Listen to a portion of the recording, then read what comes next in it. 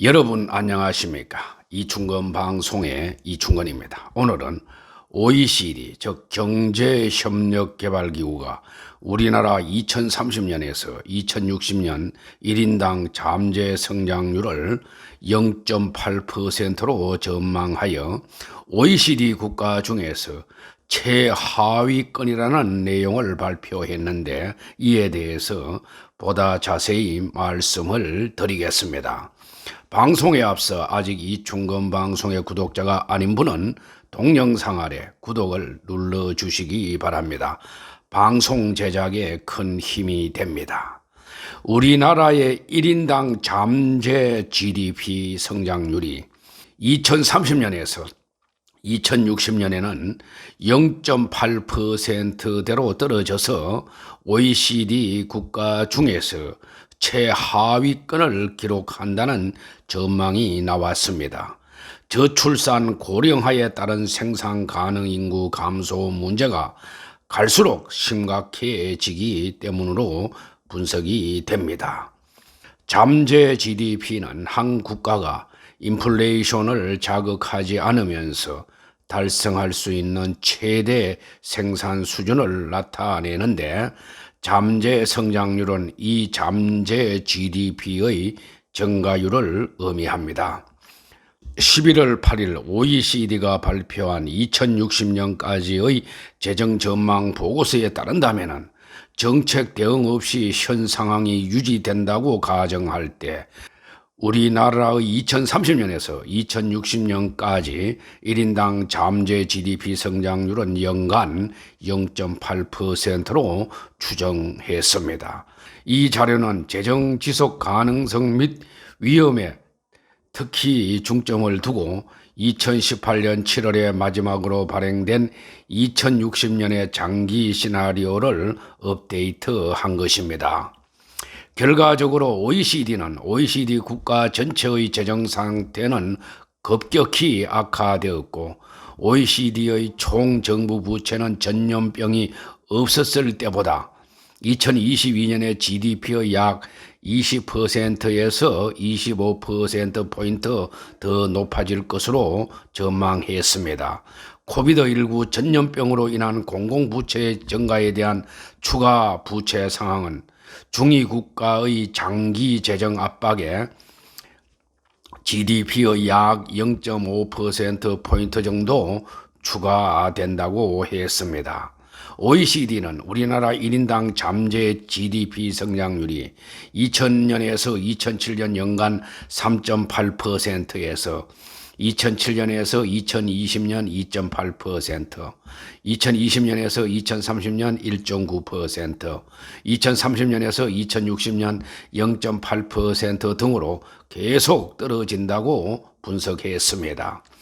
2020년에서 2030년까지는 OECD 평균 1.3%보다 성장률이 다소 높지만은 2030년에서 2060년에는 OECD 평균 1.1%를 밑도는 것은 물론이고 캐나다 0.8%와 함께 38개 국가 가운데 공동 최하위를 나타냈습니다. 우리나라가 속하는 주요 20개국 선진국 그룹 평균 1.0%보다도 낮은 수준입니다.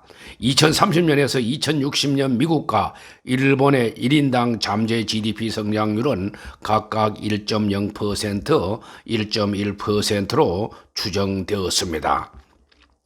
특히 우리나라의 잠재 성장률이 큰 폭으로 하락한 것은 저출산과 고령화에 따른 생산인구 감소 문제가 다른 나라보다 심각하기 때문으로 풀이가 됩니다. 다음 그림은 기준 시나리오에서 공공부채 비율을 현재 수준으로 유지해야 하는 잠재적인 미래 재정 압박 수준을 나타냅니다. 2021년에서 2060년 사이의 재정 압박의 변화를 잠재 GDP의 퍼센트포인트로 나타낸 것인데, 우리나라는 상당히 높은 수준입니다. OECD는 코로나19 팬데믹이 유발한 성장세의 하락과 반등 이후에는 OECD 국가와 G20 개발도상국 모두에서 성장세가 다시 점진적으로 둔화하기 시작할 것이라며, 성장세는 인구 구조가 변하고 생산성 향상이 둔화하면서 대체로 하락해 왔고, 정책 변화가 없다면 향후 수십 년간 계속 약화할 것으로 예상된다고 밝혔습니다. 경제 성장률 둔화는 재정 건전성을 위협하는 요인이기도 합니다. 인구 고령화로 복지 지출 등이 늘어나는 와중에 정부의 세금 수익 기반은 약화하기 때문입니다. OECD는 정부가 우선은 코로나19 확산을 저지하고 피해를 본 기업과 가게를 지원하는 데 집중해야 한다면서도, 경제 회복이 자리 잡고 나면은 더 높은 수준의 국가 부채와 성장률 둔화를 고려해서 장기적인 재정 건전성을 재평가해야 할 것이라고 지적을 했습니다. 아울러 은퇴 나이를 높이는 등 고용률을 높이기 위한 노동시장 개혁이 미래의 재정 부담을 상당히 줄일 수 있다고 제언했습니다. 정책 시나리오는 노동시장과 은퇴 정책에 대한 개혁이 생활 수준을 높이고 미래의 재정 압박을 완화하는 데 도움이 될 수 있다는 것을 보여준다고 했습니다. 고용률을 높이고 조기 은퇴 경로를 없애고 효과적인 정년을 기대 수명의 3분의 2 증가로 유지하기 위한 노동시장 개혁과 노동시장 개혁을 결합한 야심찬 개혁안은 중간 그룹 국가의 재정 압력 증가를 절반으로 줄일 수 있다고 했습니다.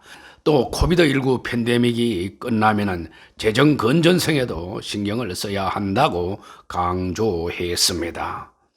아일랜드와 우리나라와 같은 나라는 이미 취업률이 높고 정년을 연장했으며 많은 노동시장 정책 지표에서 상대적으로 높은 점수를 내고 있으므로, 이러한 개혁 정책을 통해서 얻을 수 있는 효과가 상대적으로 작을 것이라고 이야기를 했습니다. 끝으로 정부는 이번 OECD의 우리나라 2030년에서 2060년의 잠재 성장률 전망치를 0.8%로 제시해서 OECD 국가 중에서 최하위권인데, 이의 개선을 위해서 노력해야 할 것입니다. 정부는 잠재 성장률을 높일 수 있는 방안을 체계적으로 연구하여 효율적인 정책을 추진해야 할 것입니다. 오늘 방송은 여기서 마치겠습니다. 제 영상을 끝까지 시청해 주셔서 감사합니다.